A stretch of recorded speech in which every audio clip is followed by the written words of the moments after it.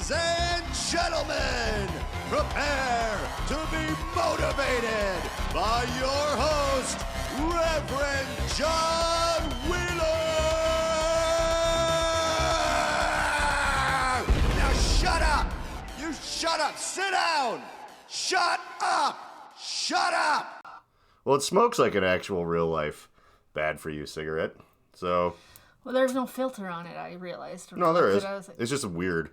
No, it's like a whole... It's like yeah, but there's Vantage or fucking, what was it, Parliament, which I smoked.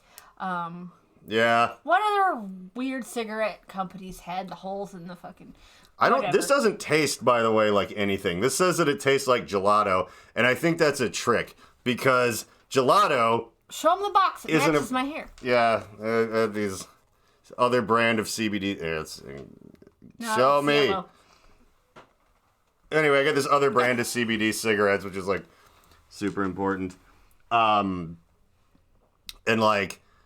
The other ones I used to smoke, they had flavors to them, kind of like not like menthol, but they, it was like pineapple kind of tastes like pineapple, and the snozberries taste like snozberries, and then, all of that. But this says it tastes like gelato, but the thing is gelato is a thing that has flavors, right? Like you can have strawberry gelato or chocolate gelato. Gelato is just a substrate. That'd be like saying something is ice cream flavored. Like, I guess it would just like taste maybe like that would be vanilla. Yeah. I guess. But that's still vanilla. That's not... The box is orange. I assume it's like... Orange. Sherbet. It doesn't taste orange at all. It's orange sherbet. I like the orange filter, so it looks like I'm smoking an actual shitty, like, Mad Men era Lucky Strike cancer stick inside my house, which I would not do. Though sometimes I do occasionally. It's not very potent of a smell, which I like. The other ones were kind of like really in my face when you... this is a smoother... Really I'm going to see if I can get them to be a sponsor, since I now seem to work for a distributing place for all manner of... what's weird? I couldn't even think of what it was called. Like, people kind of call anywhere that has any relate... It's like, oh, that's a vape shop. But it's like, that's barely what they sell. Like they sell, like... glass pieces. It's a head shop. Yeah, I guess it's just a head shop, but that includes so much shit now, because head shops used to be, it said for tobacco use only, and they sold no tobacco, and they sold, glass pipes and bongs and things, and it's like, this is for smoking harmless tobacco, not your hippie death flowers. And then they'd, like, sell, like, hemp bags for hippies, and yeah, they would just sell weird hemp, stuff. The amount of weird... gray area legal drugs that you can sell those places now is wild. Like now that all of the like THC, Delta 8, 9, HHC, which I tried on the I like it a lot. I've become a fan of that. I'm not one of those kind of guys that could just smoke HHC like while I'm driving around or like on break from somewhere, doing a job. Is it a sleepy time? It is in particular. Okay. Well, they do. Those are also split into sativas and indicas and things you can choose. Right, but the one you chose was it's the safest bet.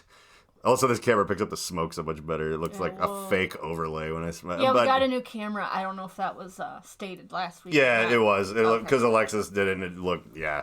But you didn't get to come and like enjoy the amazing fun of not looking like a weird VHS tape ghost. Like we really just like washed out and like... My hair is actually orange and not, red. Yeah. New camera. So anyway... this is one of those rare episodes where I actually thought about what it was going to be about before I sat down, which, for those of you that watch it all the time, you're well aware of how I do this. For the casual listener, I don't know if that comes as a surprise, and it's like, whatever's in the thumbnail is like, how do I twist the news into this sort of... So I'm going to just say, I'm on the show, and I don't really know what we're going to be talking about until I show up. It's like before we go on. That's that's par for the course, and this is just historically. When you're the other person doing something with me, that is often the situation that you would find yourself in, whether the project is musical, comedic, or other. It was just like, why? John will just decide.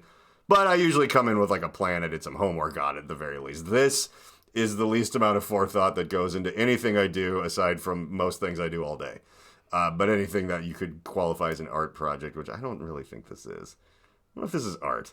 It's more of a midlife crisis. And that is the clickbaity title of this one. Well, it's what's going to be written in the thumbnail. The actual title is going to be my typical, like, is Elon Musk really? And then whatever people ask on Google. And it gets a lot of people to listen to you. And you're like, when's Otep going on tour again? Just kidding. This thing is a guy's rant about some bad experience he had. But then everyone listened to it because it's like everyone doesn't like Otep. And that's fine. I don't, revisiting that for a moment, particularly care that much about her or that band or whoever's namesake it is. I assume it's a Marilyn Manson type thing. Because they were originally called Otep and the Spooky Kids. I thought that was weird. What? But just like Marilyn Manson. Oh, no. No, that's not true at all. I just thought I just thought that'd be funny to be like, yeah, and they did it like way after them, like guys, like. Oh, you got me good. I was actually like kind of if we watch this later, which we try not to. I did kind of look at you like, are you faking surprise? They're like, oh no, you really thought that. I was like, why the hell are you even saying that? Oh, I don't know. You do that. Yeah, for an hour a week, and you get to tune in and listen for free. Lucky you. But yeah, it's going to be called Midlife Crisis because here's the thing, man.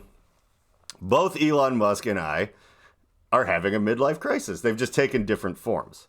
So, we'll delve into his soon to get that out of the way, then get back into mine. But I'm going to start with mine because it's my show. And guess what? This is this one thing he can't buy unless he offered, in which case I would sell it for, I don't know how I would sell my show to someone else. That's what I need to do. We need to trick Elon Musk into buying this show at a giant loss for no reason. And then he's going to have all this regret because it's going to be like, well, I don't come with the show. To own the show means like there'll be a contract, Or it'll be a Wayne and Garth type situation where they offer you just straight $5,000. That's a lot of money. We got $5,000. Yeah. And then that'll be it, and then we'll go back on, and then it'll just be this weird, overproduced, like... Oh, yeah, this is we're in John's basement, but that's not John's basement. Isn't that weird? Even though my basement is designed to look like a set, like, what are they going to find a more expensive black sheet? He'll just be like, this one, it's got a 7 million thread count. Oh, no, it'll be the, like, Anish Kapoor black, Oh, the Vanta black? Yeah. There is none black. And then they'll have to paint. The blackest black. Yeah, but then it won't reflect any of the lighting, so they'll have to paint. They'll get Vanta black and then actually just paint blue and red strips on it to make it look like there's 6. Yeah. But no, what'll actually happen is he'll buy it so he can replace me on the show. So, he'll have to I'll sell the rights to everything. He'll have to call himself Reverend John Wheeler. And then he'll sit down on his first day and he'll lean over to you because, by the way, you come with the show. God. Like, he'll be like, hello, I come with the show. Isn't it nice? I do this running joke all the time. It's one of my favorite solo rant podcast people. I make no secret about it, is Tim Dillon. And he used to always have his buddy on the show, Ray Kump, which I wish he still would. And Ray Kump is a large man. And he kind of had a little bit, he was a little bit B-word fat, where people could tell how fat you are over the phone. Yeah. Like, I bought the bracelet from Beckham for Brenda's birthday. It was a beautiful bauble. And he kind of does that. But Tim's impression of him is greatly exaggerated. And so anyway, and this is just a stupid throwaway thing, but my wife thinks it's funny. She doesn't even know who that is. But my wife thinks it's funny whenever I repeat it out of nowhere for no reason with zero context. But Ray, this is back before Tim was like kind of famous and making money, so it's like, Ray was talking about some shitty apartment. He's like friends with people that have roommates still at this point. And anyway, Ray was trying to explain that he ended up with like a roommate or something. And Tim kept being like, was it someone you knew? He's like, no. It's like, well, did you answer an ad? He's like, no, I already lived there. He's like, well, what do you come with the apartment? Like, she's just moving in. You're like, hello, I come with the apartment. Isn't it nice? For some reason, Alexis really, really loves whenever I say that. I come with the apartment.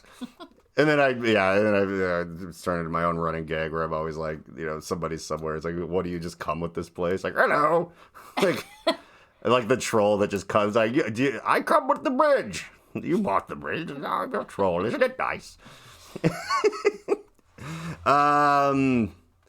Yeah, anyway, you'll come with the show and it'll be nice.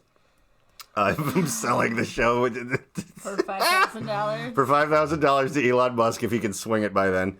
And no, he will be able to. And that's part of what this rant's going to be about. I will rant about... everyone's already clicked off that thought the thumbnail looked cool by now. And good riddance to bad rubbish is what I say. If you're not interested in listening to me talk about absolutely nothing really fast and loud for an hour...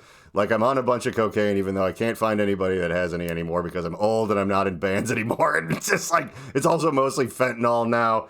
And yeah, you know what? Just in case you're listening for the Elon Musk thing, I'm going to derail this again. I've been trying to think of a joke. I did comedy on Monday and I was like, ooh, it went pretty good. And now that I just have like the world's greatest and like, not easiest because I have to know what I'm doing to do this job. But it's a very cool, laid back 9 to 5. It's not very far away from where I live.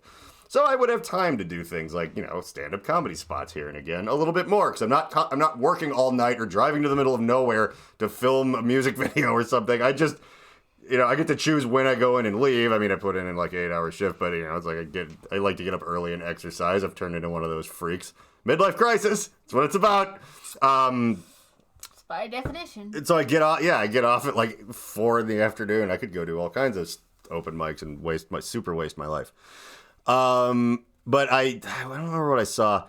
Oh yeah, I think I was reading like a Vice article about how cocaine isn't pure anymore, and for some reason, or it's like it peaked in like the 80s. Who would have thought? Yeah, that the actual Miami Vice days, and they were like, it was 100% because of Pablo Escobar too, because he was flying in. I'm learning a lot of stuff about lost leaders and direct distribution and stuff. And, Pablo Escobar didn't become the richest drug dealer in the history of mankind by not knowing how stuff like that works. Plus, he killed a lot of people. And, so, like, you'd actually get, like, real cocaine or whatever. And now it's, like, it's just watered down to so much shit because it's, like, so hard to get here. And it's all just a bunch of bullshit. Or, like, just beefed up with a bunch of fentanyl. And or it's cut with, things that are, like, bad for you. But it sucks now or whatever, and I was trying to make some sort of joke where there's like a graph where like you can still get cocaine. And in 2022, a guy like me still has white male privilege. I definitely know that I do. It's like a real thing for sure. But it's just not as pure as it used to be. And that's the joke. Like now, it's like, oh, I enjoy a little slice of white male privilege. Like it's kind of like... thanks for the warning, officer. I won't do it again. But what I wouldn't give for just one little bump of that pure late 1950s snow white male privilege, where it's just like, they don't look the other way when I slap my secretary's ass. They look the other way when I hit my secretary with my car.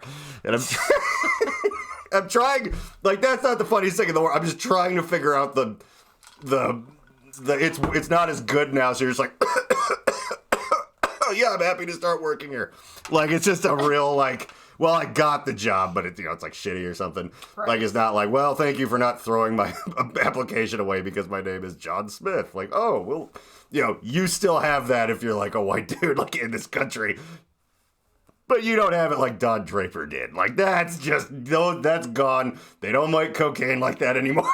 Like, it's just all... There is a parallel for some sort of goof for that. Oh, there is. I think you're onto it. I'm going to work on that. Not yet. I am, of course, for 2 reasons, not afraid to burn that on the podcast a little, because I'm not famous and I'm not making money from comedy, and who gives a fuck? No one that there's more than 2 reasons. No one that sees me and likes me and even comes up to me at these shows and was like, that was really funny, man. Like, who wasn't another comic that I've met. It's just some people. Like, whatever. They're not going to remember my name or look me up or anything. They're not going to remember who said what or who was who at that thing at all. And also, no one watches this podcast except for Russian bots that react to things like, the Queen Elizabeth do 9/11.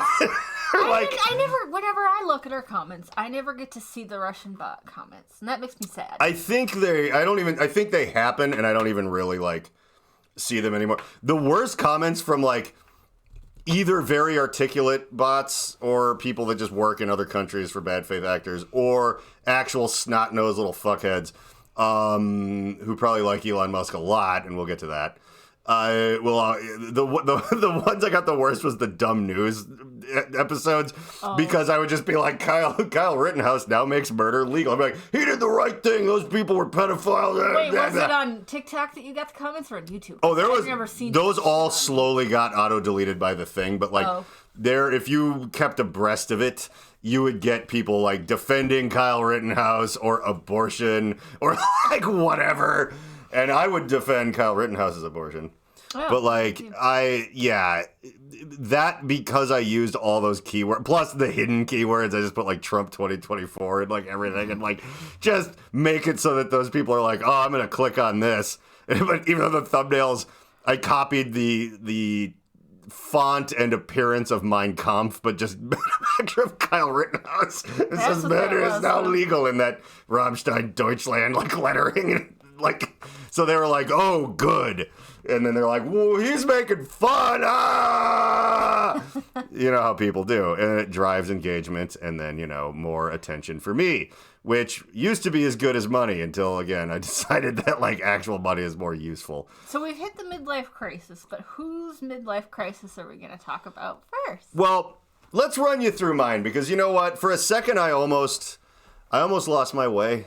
I almost forgot who I was and what this podcast is all about. And what it's about is talking about what the thing says it's about and somewhere in the last 9 minutes of an hour, or forgetting to do it entirely. Because, how dare you click on something that's an hour long and expect to hear whatever it is you think you're going to hear. I'm just trying to do my job. No, I'm not arguing with tell you when it's time to go back.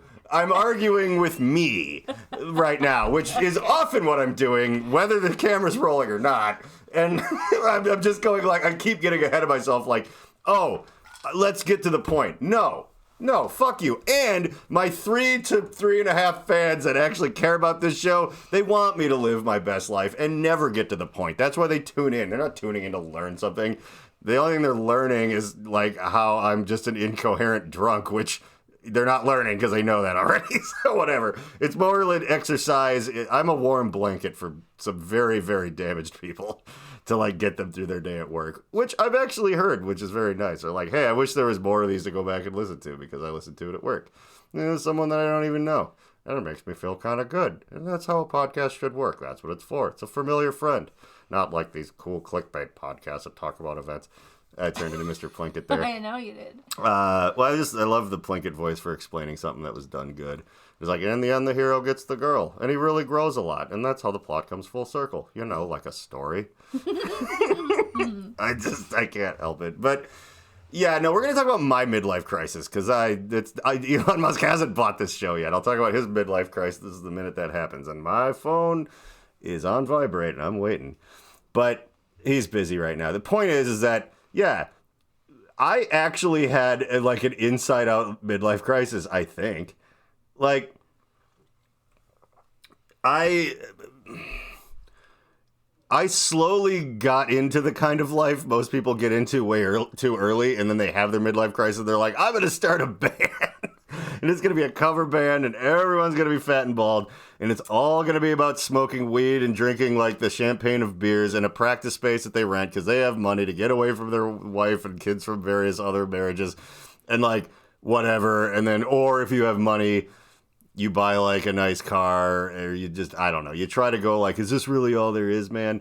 But I said, was this really all there is, man, after, a lifetime of doing whatever I want all the time with no repercussions, and having it not go nearly as wrong as it should have. It went wrong in that way where it's like it never really went anywhere. And I'm talking about my music career, but which I've slowly sort of unplugged from. I'm going to make music because I like doing that.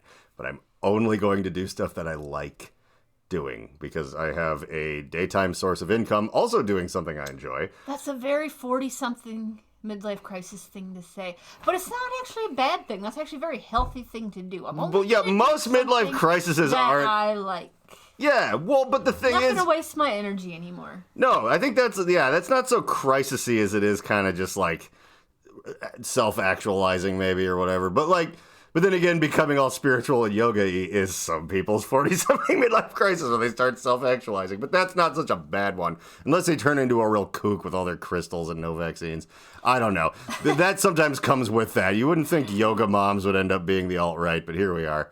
But anyhow, no. Touring rock and roll. Possibly more than my fair share of sexual partners, never dying from drugs or alcohol in many situations where I can't believe I didn't, unless this is just the moment between a blink and a tear as I circle the drain and plugged into a machine in 2005 somewhere. Who the fuck knows? And who the fuck knows that that's not what's happening to you right now? But no, like, I just rampaged around and lived in a van and played rock and roll, and people actually showed up for it, and it was fun, and I did all kinds of weird shit. But then in my, I married my best friend, and this is in the order. Like, I finally got to, like, 39, and then I bought a nice house in a nice neighborhood. I married my best friend, and then I got a full-time 9-to-5 job for the first time in, like,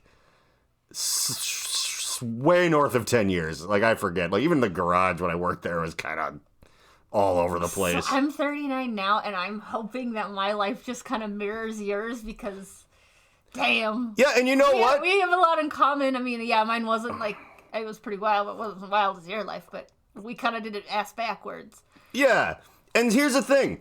This is going to be the first episode that's actually motivational because, see, I think it could happen to you. Because the reason all this stuff happened for me, I didn't try to make it happen at all. Nothing I was doing ever made me the kind of person who deserved anything other than jail or death. And instead, and as David Butter often points out, the fact that you've never seen the inside of a jail cell is just proof that there's no God. Like, I don't even understand how that's possible. I'm like, yeah, I know. It's pretty fun. But the universe, if you accept its, signs and directions, I don't know. I think sometimes puts you where you need to be. I think Alexis helps. You know that the first thing I said in that list of 3 magical things, I didn't get divorced, buy a guitar and a sports car, and quit my job. I got married, got a job, got a house. But the first thing was actually like being with Alexis, and I think that pretty much made the rest of it sort of fall into place. She's pretty magical. She's very magical. She's also very like sensible. Like, she's like, this makes you mad. Why don't you just do this instead? You're good at this. Well, it's reasonable things that another person sometimes has to tell you. She will be that person that'll tell me, and then also encourage me. And then also I kind of took a risk just pulling the plug on everything else I was doing. Be like, I start this new crazy job on Monday that I'm not sure that I'm qualified for. Everyone that worked there before me had like an actual degree. And a lot of them literally ran away in tears. But I think, I love that I heard the term the paper ceiling. What is that? Okay. Glass ceiling, I know. Yeah, that's paper ceiling, I'm unfamiliar with. The paper ceiling is... you weird nitwit in your degree can get a job where a slightly older person that actually just sort of learns really fast and is good at what they're doing would be just a billion times better at whatever it is. But see, they don't have a bachelor's degree in nonsense that they just sort of like drank and fucked their way through on their parents' dime. So of course now they're an expert in whatever this is. Uh-huh. And yeah, I do understand that this is real tough if you're also a young person. Like, I get that. I understand that to some, I don't look 42, but I very much am. And what that means is I've been around doing all kinds of weird stuff for a very long time. I do get that if you're 25 and you're like, I never got a degree, why can't I become like the CEO of this company for no reason? It's like, you probably could, but you might need to be around for like 15 more years, like learning how to do shit and going through all sorts of like trials and tribulations and stuff like that. And, I do get that college is sort of like, yeah, well, we just need people to learn how to do this real fast. Except that Alexis dealt with the same thing, and she is far younger, and was even younger when she started where she works. And she was trying to go to school for radiology, and then it was one of those for-profit shithole colleges that just folded up its tent and left in the middle and was like, we're not giving your money back, but don't worry, these credits don't transfer. But the important thing is we got a good ROI and we're going to reinvest in something. Isn't that nice? And so yeah, that's fun. But of course, don't forgive any of that because that's just a handout, right? So anyhow, but she managed to with an unfinished degree in something else, wandered into a really cool job in the world of cardiac technology and stuff. I don't even know if that's what you would call it, but I really like calling it cardiac technology. That's kind of fun. It is. She's an electrophysiotech. There's a real word, but it is because one of my doctors is a doctor she now works with. Yeah. It's an electrocardiophysiologist or something. Yeah. That they work with the electrical system in the heart, so she's pacemakers. And the machines that can augment one's heart and the functionality of those. And other ablations, like the heart ablations. I think stents and other things that you just all the weird cyborg mechanisms of your heart that what a time to be alive, because her story is about when they have to take out old ones, and someone that's had one put in the late 80s. It's finally and needs who to... knew naturally that our hearts were electrical? Well, my favorite thing about stuff she's shown me from work is that the electrics, the heart rhythms and the monitoring machines and the actual currents are identical to things that you would look at if you were running a Moog synthesizer or something. They're not... It's not a coincidental that it's we just use this little triangle wave to show. It's no, it actually works in the same way, where it's a pulse and a slope, and that's if it went fast enough, you could get a pitched sound out of it. Of course, your heart would have exploded, along with every molecule in your body at the speed of light. But, if it were to beat that fast somehow. But it's the same thing. It is the exact same concept, and it's one of those weird... music and sound is strangely more connected to the nature of our being than we even realize. It's not just aesthetics. It's truly a real phenomenon. Oh my God. I want to talk about aesthetic perfection for a second. I haven't heard from them or anything like that. Yeah. But they've been having... I actually feel bad about this, and it's weird. It's remember in Back to the Future... At the end of Back to the Future 3, I think, right?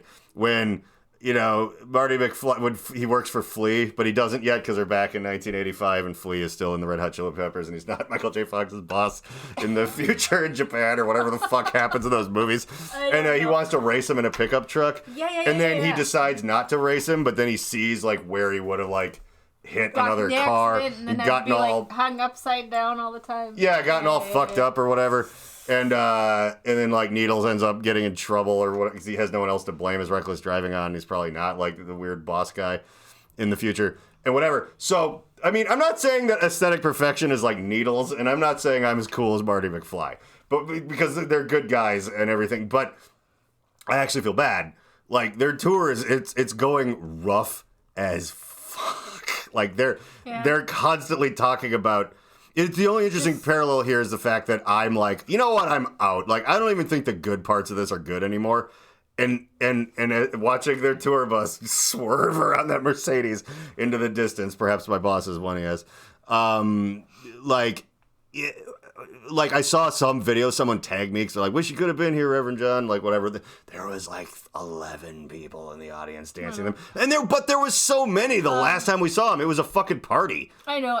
Their Boise show only had 13 pre-sales. Yeah, and things have gotten canceled because there's violence at the and they're kind of post-pandemic it's not worth for their draw, the amount of draw that they have. It's not enough. You have to be Rammstein. A legacy. Well, and you know what the thing was though, is it didn't matter because whatever, but even Rammstein, it's it was at the US Bank Stadium because it originally was going to be sold out and people rebought tickets and stuff, but I think it was something it originally was 60,000 people and it was 40 Yeah. 40,000 people. Yeah, but it was kind of that percentage applied to audiences of 100, is it's a noticeable difference when half of them don't show up.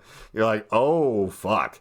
This kind of sucks or whatever. And so That sucks because there's a lot of bands that are about their size that I would love to see live, but I just know they're gonna not make it around because it's not worth it. It's not worth. We'll just go in the hole and and it's just so much money, and it's so fucking. And it's but yeah, the thing about it is though, and I hate to see it for them because I like them and they've been nothing but gracious and and whatever, and I like listen to their music and stuff. But that was like the biggest out of all the things that have happened to me that are like, John, just put it away. It doesn't make you happy at all. And the idea that like, okay, but if I get to this point, maybe I'll be happy. Yeah. You won't. One of your favorite things that is categorically awesome has sort of a legacy guy in the band. Joe Letts was in Combi Christ, which is, they at their height drew more than like a lot of things. And I think they can still get away with it. Joe Letts also was the guy.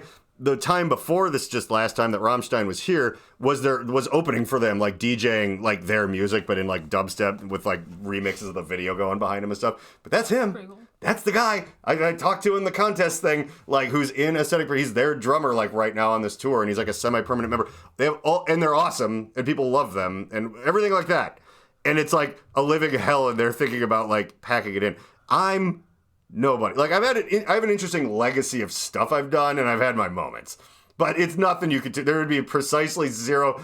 I wouldn't be playing to the sound guy. They'd be like, he didn't show up today for this. I'd be playing to nobody. Like it would just be nothing. Best day, wind assisted.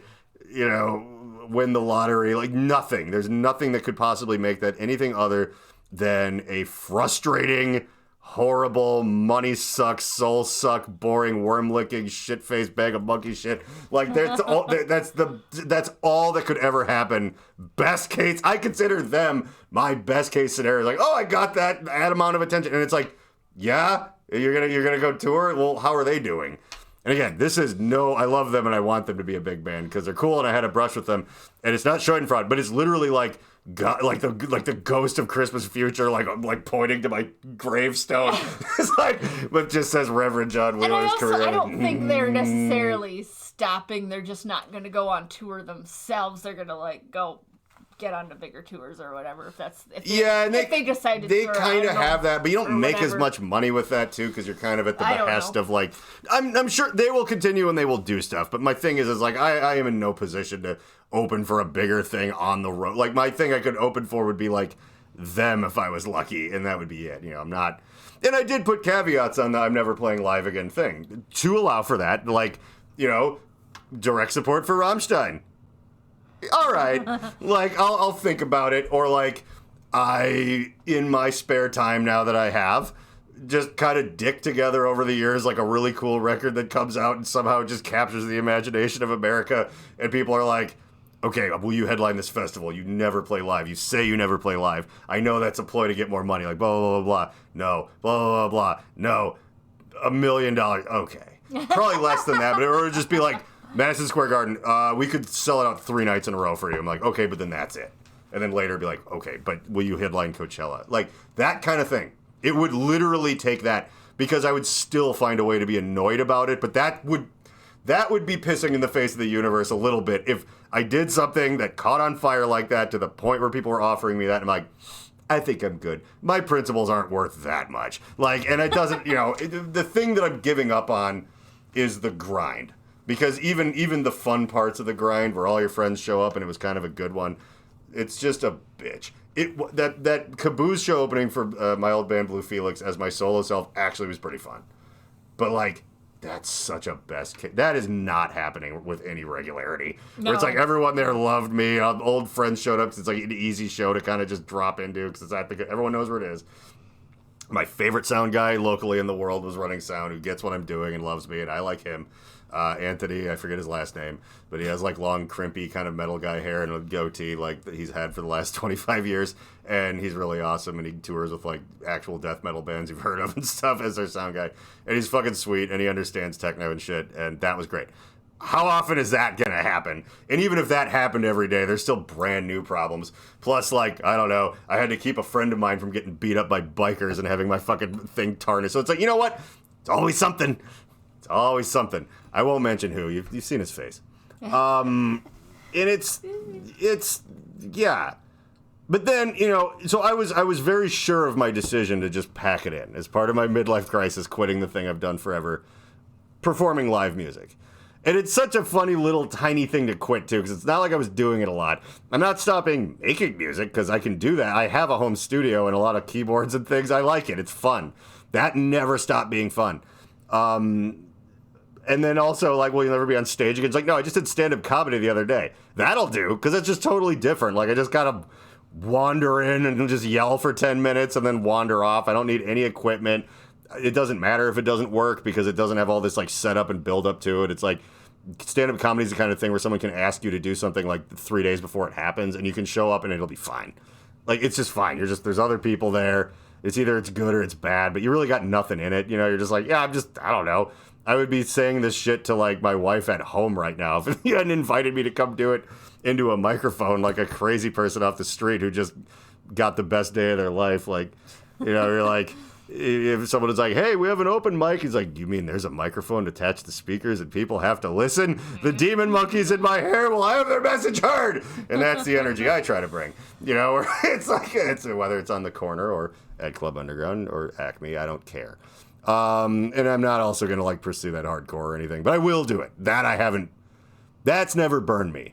Even when it's stupid, it hasn't really burned me. Like, comedy has brought me no how dare you energy, like the way music has, like, how fucking dare you? And not like, I said no yellow M&Ms. Like, I mean, basic human dignity has been denied to me many a time. And I think that's a great office line. Yeah, I have a question. How dare you? Mm-hmm. People come up to me a lot and they ask, is it pronounced Goldblum or Goldblum? And I always say the same thing. How dare you speak to me? That was one of my favorite things. Jeff Goldblum, Secrets on Old School Conan O'Brien. So anyway, there was an aesthetic perfection update, kind of, and also kind of a segue into my midlife crisis of like deciding. And I made that video that has a weird picture of OTEP on it. And it's, if I could have made a picture of the club Amsterdam looking all gross and scary, I would have done that. But you can't. Midjourney apparently doesn't even really understand what the flag for the city of Amsterdam looks like, because it always picks one of the weird old ones from the 70s where it's like blue. And it doesn't look like the one the club kind of uses as their like de facto logo. And they can go to hell. But the 3 X's is definitely their thing that they use, so. Yeah, that's what the one oh yeah, I made a version of that in Photoshop where the X's looked slightly different, and then I decided I should not put that on the internet with my name attached to it, but I was making a good point. But hey, isn't it funny that you and you at home knew exactly what I meant? I'm really glad you did not do that, since I have to sit here with you on a weekly basis. It's actually pretty clever, though. I'll show you later, but I always, my favorite thing lately is it's funny how many people don't know what I'm talking about, where I'm like, I'll have like a really cool like trench coat that I found or something, and they'll be like, that's really neat. And I'm like, yeah, I like stuff that makes me look like like a bad guy from Raiders of the Lost Ark or something. They're like, yeah. And I'm like, okay, like, you know what that is? They're supposed to go like, wait. And then I'm like, no, that's not really.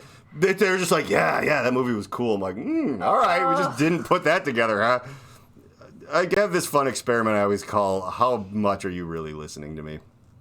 Like, I was talking to someone about how, God, I'm just all over the road. I don't care. This is my stupid podcast. I am doing this the way I do it because my days are numbered before Elon Musk buys this podcast.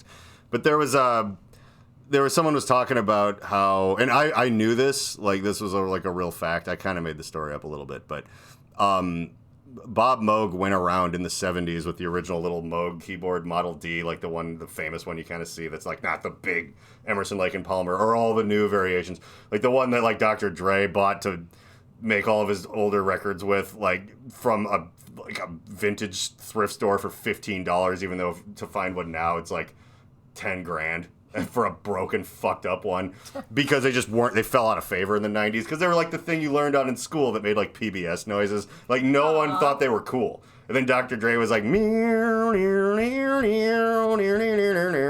Trent Reznor had something to do with it too. And yeah, suddenly everyone loves those again. But like, Like I saw a joke online about Trent Reznor where his whole career is, we live in a society, broken lawnmower noise. And like, that's like, that was great. But anyway, yeah, so a lot of high schools had a Moog Model D, or mini Moog Model D sitting in them, the one made in 1970. And someone was talking about how they saw one just sitting there in their college back in the day. They had like a Polaroid picture of it, and there's like covered in dust or whatever. And I just offhandedly commented, I'm like, oh yeah, my high school actually had one of those just sitting under a pile of junk in the music room. And it actually it looked exactly like the one that I got right before I graduated. And everyone was like, oh cool, it's a weird coincidence. I'm like, yeah, same serial number and everything. They're like, it's weird. I'm like, are you an idiot? Like, I stole it! I stole it! And it was the kind of people that knew that I'm the kind of guy that would steal a keyboard from a high school without even thinking about it. It wouldn't be like, someone at a local business accidentally gives me too much change. I'd be like, hey, this is a 20, not a 10. I'd feel bad. There's certain things I feel, You're like not the only person I know that's stealing shit from like the music section of their old school. Oh, like marching band uniforms and things like that? Yeah. No, fuck your old public school. Like, you can take whatever you want from them. It's not amoral, and it should not be even illegal. They should have to, like, just do a really good job of locking it up and having armed guards if they don't want me to go in there and steal a grand piano or something. Like, that's just how it works. Like, they have to just go, well, pianos are heavy. We're going to hope John never shows up. And that's, but it's like the police are going to be like, the rules. Why'd you call us? Like, anyone that went here gets to steal whatever they want. School buses, doesn't matter. Now, if you didn't go there, you get in trouble. Like, if you're trying to take I don't know if diesel school buses have catalytic converters, but if you do that, then you get in trouble. Like, you can't just... Yeah, there's nowhere else for that joke to go. But I think they might... I don't know. Trucks are getting their catalytic converters stolen. A lot of those are still diesel. Oh, yeah, maybe. I don't know. Whatever. Give me back me catalytic converter. Yeah, that was great. That was fun. Yeah, comedy's fun. Okay, so I don't know what I was talking about before I got into stealing old keyboards, and I don't know why I was talking about whatever I was talking about leading up to that. I don't know, music, something, midlife crisis. I don't know, whatever. You have a list. No, that's from like the other day. I didn't write that. Oh. That's from like the last 3 times ago or something. Like, I haven't been down here. Okay. Because part of my midlife crisis was my wife and I bought a house, and we don't have any renters or roommates or anything. So it's not a great big house, but it has enough rooms where I could forget to enter one of them periodically for great periods of time. Just enough. Just enough where if someone was over but they were downstairs, I might forget they were here. Like, we're not right on top of each other. It's very nice. Isn't it nice? But, yeah. No, I think we're done talking about my midlife crisis. Yeah, I have a job I really like now. And I will actually elaborate on that more later. Not because I'm worried about anything like, they're not going to like me talking about it. Because I only have great things to say anyways. And they're sometimes funny things. What do you do, John? Okay, all right, fine. So, no, what? I'll just talk about it because, yeah, it is only positive. Just a little bit, No. So I work for the... Okay, so there's like a series, if you live in Minnesota, and some people that listen to this don't, but if you live in Minnesota, there's a litany, a bunch, something, 7 or 8 stores all together, I don't know, called Hideaway. And they're like, I guess you'd call it a head shop. We were discussing that earlier before we turned the camera on. Like, because it's a little hard to figure out, because head shops have sold different shit over the years, like, and now it's like, CBD cigarettes and Kratom and Delta 9 THC gummies and like dab rigs. Yeah, just all sorts of crazy stuff. And I think I should ask, I guess, but I think the Hideaways are the only like chain. Really, I mean, it's not a national chain, but I don't know if there's like a e-vape and tobacco Brooklyn Center. The same people own one in Coon Rapids or something. Like, I don't know. I don't know if that's a thing. I think it's not. So it's kind of interesting.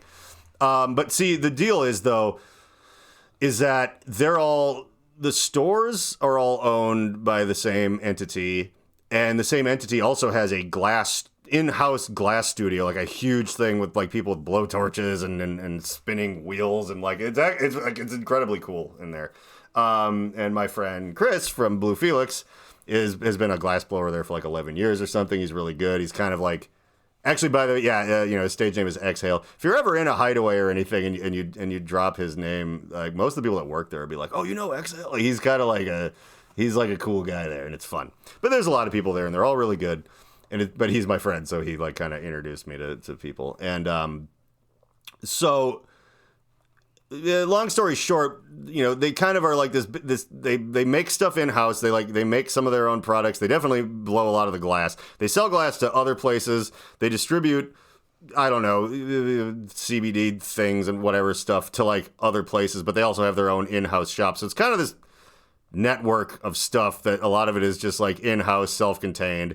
It's like my job interview was with like the owner of the company, and he's a really nice guy. And he's fun to talk to.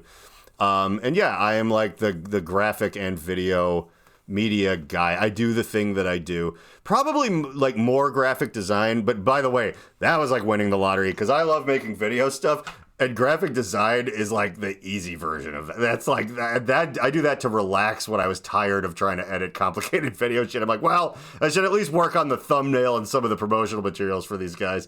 So I'm just gonna like listen to smooth jazz and kind of, have it. My break from what I used to do is most of what my job is now. And yeah, it's just basically my boss is the owner. Like it's a company with a lot of people at it. So I'm kind of.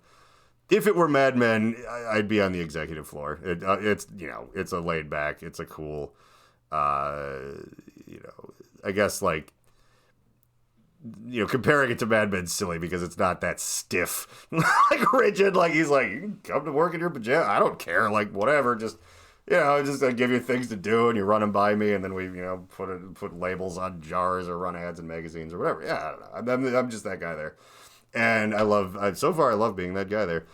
And it's really exciting. Like that's proof that the universe is looking out for me. And proof that I fall ass backwards into things that I basically haven't earned, other than the fact that I do know what I'm doing and I'm pretty easy to get along with, so it's like you've earned it. I've earned it in a way. You've earned it just enough. I didn't even turn in a resume. I just my buddy was like, hey, they're looking for a guy to do some stuff, and I just showed up like, hello. You did enough work to I come with the Hideaway, isn't it nice?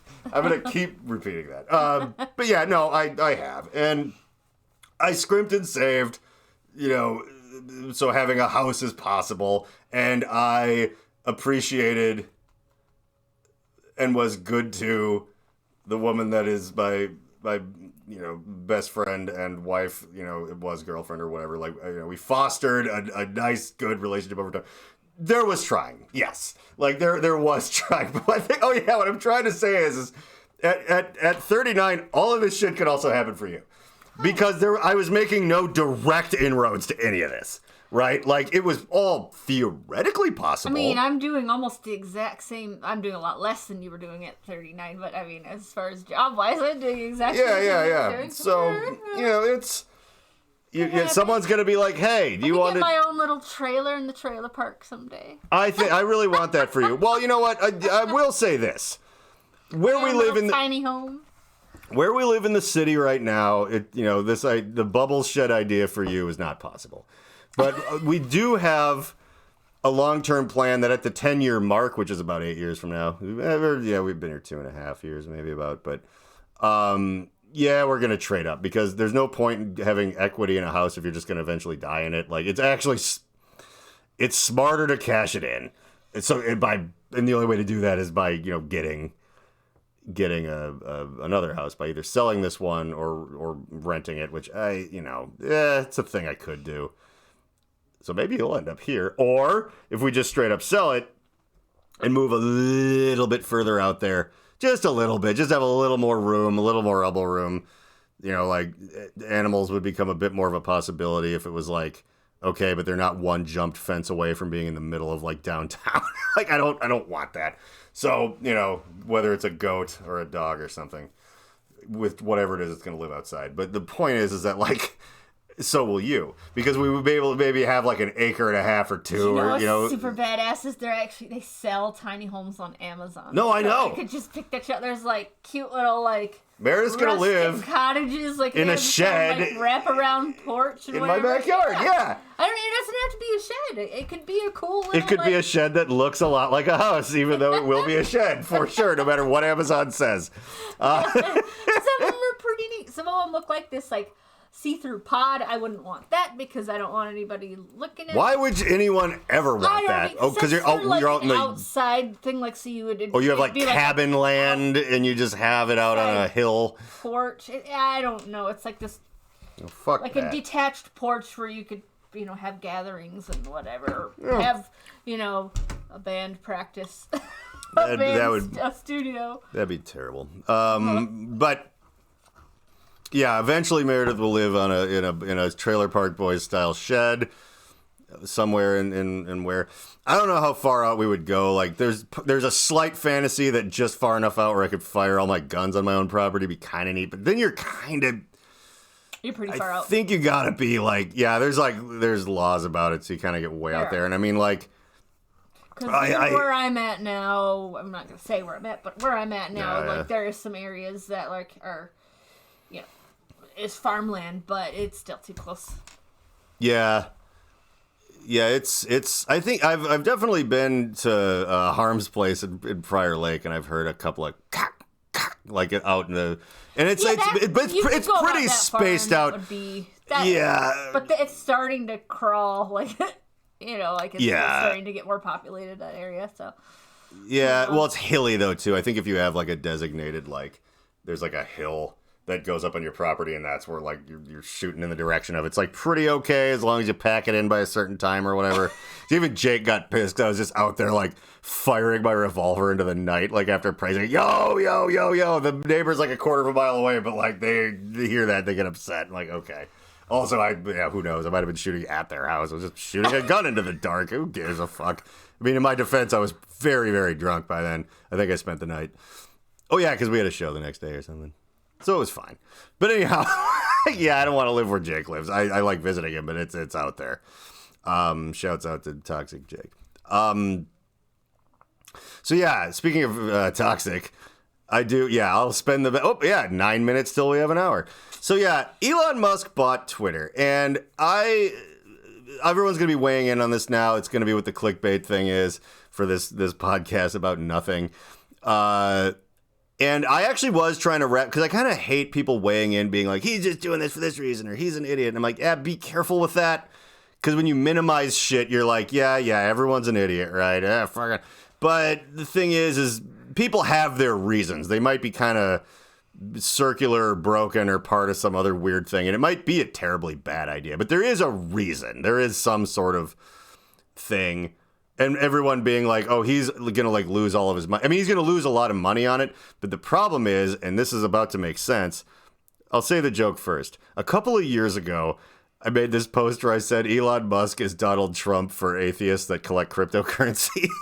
Dude, that's so accurate, though. It turns out it was only partially accurate. Here's the actual truth. Elon Musk is Donald Trump.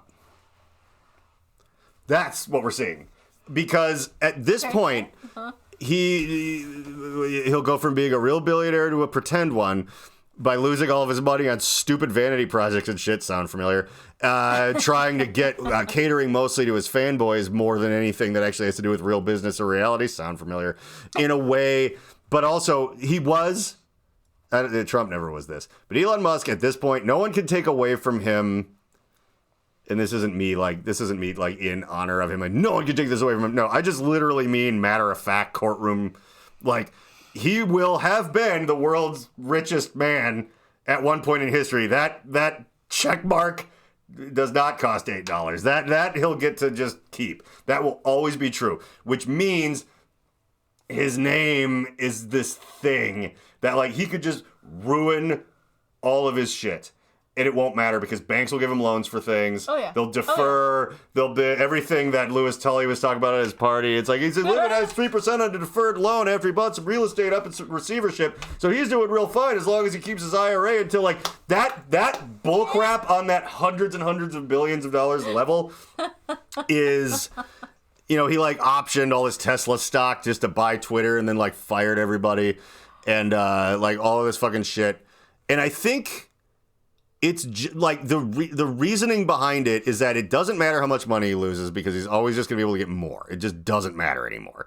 And the people on, like, the anti-work subs of Reddit, which I enjoy, but they're also those people who are like, don't bother voting, and then, like, the Reds always win and then kill trans people. It's like, I don't know that that's smart.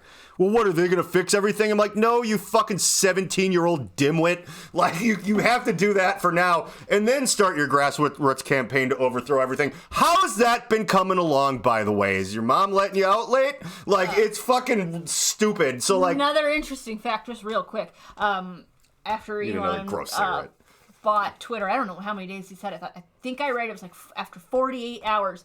the amount of racial slurs went up by 500%. Oh, yeah. And, like, because he's like, we're not going to regulate it, but all their money comes from ad revenue. So all these companies are like, you have to regulate it. So then he has to capitulate to them. Yeah. And then he's like, oh, well, yeah, okay, we're regulating it a little. And then everybody's like, hey, well, you said you weren't going to do that. I want to say the N-word. 500%, though. Like, oh, yeah. Well, because that's... People are fucked, man. Like, well, not John, the Trevor Noah, the Daily Show guy, was talking about, like, have you ever noticed when people want free speech, they don't use words like anti-disestablishmentarianism. It's like they just want to use the N-word. Like, that's all. My mom spelled that word right for spelling bee. She was so proud of that. That's literally, I think it's the longest English word there is. Yeah. I don't know what the hell it is. I can't. What it means, you can't say it right. Anti-disestablishmentarianism. So I am one of those. Because you see, I am against people who want to tear down every establishment. I'm a lefty guy, but I'm not one of you fucking weirdos. They're like, Elon Musk is done. No. Like, I don't like him either. But here's the thing. I don't like the empire either. But what am I going to... Yeah, no. I'm not one of those people like, let's tear it all down. It's like, you're the one that was like, we should stop clapping because you'll, like, fall into a nervous breakdown, right? And you're going to have a real fun time trying to get the guy who Mad Max fights to memorize your pronouns. Hey, people should use them. But the guy that's strapping you to a truck in the wasteland doesn't care. And that's who's in charge, by the way, when you tear everything down. So, I am an anti-disestablishmentarianist. I am someone who's like, yeah, no, we need establishments. We need institutions. We need things. Could they be better? Should they be better? Yes. Will they be better? No. I don't know. What are you going to fucking do? But getting rid of them, you die. I'm old. I know I'll die. And you're like, I'm 19. You're going to die. No, but you see, it's like, Like, people who don't even, like, understand the way you talk are going to be pointing guns at you 5 seconds after this happens. Like, it's just not what you actually want. You just think you want it. So it's weird that actually was a word I had to define, because I am not a disestablishmentarianist. I am an anti-disestablishmentarianist. I can't spell it, though. So your mom has that on me. But fuck it, I have Google. So anyhow,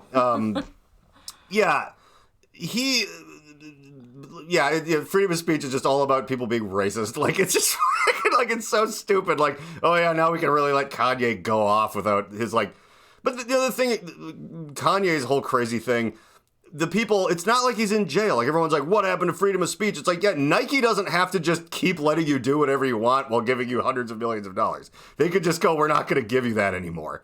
You're like, well, that's not fair. It's like, would you shut up? Like, guy, again, who lives in his parents' basement, who would be lucky for a job in a warehouse. But, you know, you're back and video games are important and all. And the boss there is a lady. What? You know, yeah, it's tough out there for a dumb piece of shit. But that's who likes Elon Musk, because that's who I'm speaking directly to. They're like, are you going to show all those people that we can say whatever we want on the internet? He's like, well, I'm losing a lot of sponsors, but don't worry, I'll make Stephen King pay $8 to keep his blue check mark. Oh, he left.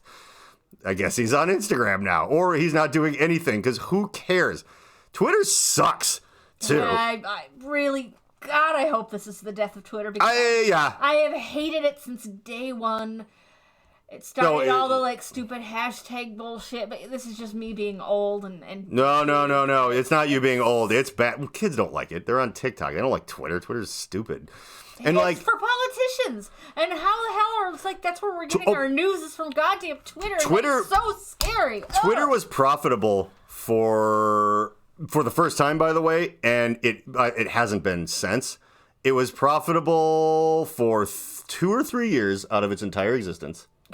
And it was 2015 through 2017.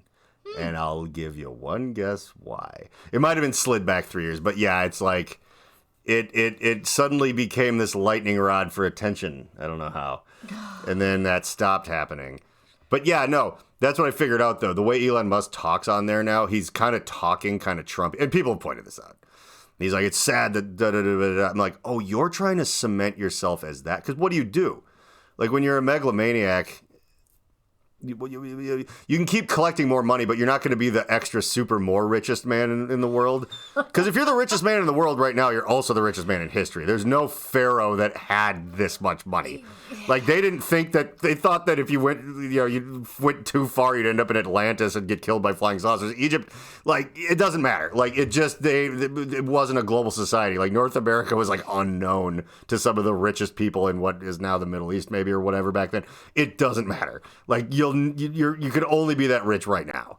And so what do? Well, you just leverage that into being, I don't know, weird new things that you want to do. And with him, it's like, I'm going to bring us to Mars. And then he's like, he figured out that's not happening. Like, he's like, I'm smarter than NASA. And then it's like, no, NASA owns space. You don't own space, Elon Musk.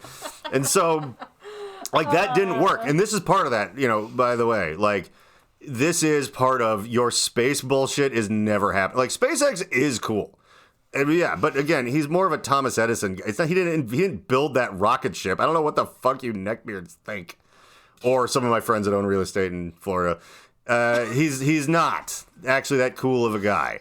Like, he's a terrible boss. You know what I want? Because I don't want them to do it to save themselves. I want them to do it just to say, fuck you, because I think this would be great. I want the remaining staff of Twitter to just throw their full weight into trying to unionize. Now, they're all eventually going to get fired. What a great idea. But it's like, who cares? They're going to get fired. Anyways. And there's only two possible: that you quit and then you don't get unemployment or a severance package or whatever like that. Like, it's in their contract at Twitter that he bought. That, like... And it's also the whole thing so stupid because you're buying the people. I don't... And then he just gets rid of all of them. And I don't care. He's a rotten boss. He ran PayPal like shit. Like, he's a terrible guy to work for. Because, again, everyone that I know, and I know who I'm talking to, who sticks up for him is like, hey, he's an entrepreneur. It's like, okay, the minute one of the people that worked in that emerald mine has a blue check mark on Twitter for being one of the world's richest people, like, I will stop shitting all over your face about this. Like, I really will. Like, well, not everybody that's out. Some of them just sit in sports cars doing cocaine. That argument is not as good as you think it is. Just the fact that not everyone born to fucking multi-millionaire parents ends up getting super rich. And then the fact that absolutely zero people who work for the companies those people own ever get super rich. That doesn't stand one-to-one like that. It's like, no. There needs to be an exception to the point I'm making before I'll listen to you, and I'm not going to. But, yeah, he's just one of those guys that's like, with that kind of money and that kind of leverage and everything, just... And he picked the right companies to buy and almost ruin, yes.